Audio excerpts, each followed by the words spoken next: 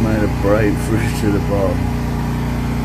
Oh, I mean, there's some big rocks in there that's not going to budge, and I can't get my hand down there. Or I don't even know how they've got down there. Literally just. But yeah, what a difference.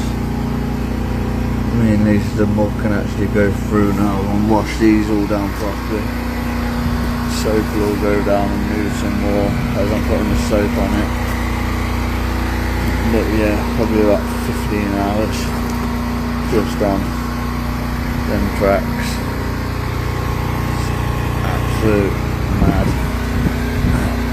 Let's see daylight through them now.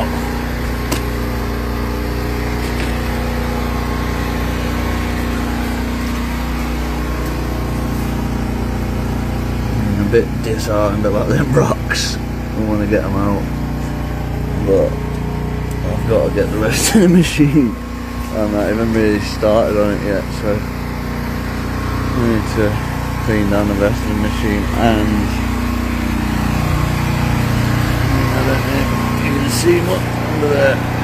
It's literally all under there. I'll get them to move it forward and clean some more, but I've got another track to go at on this side.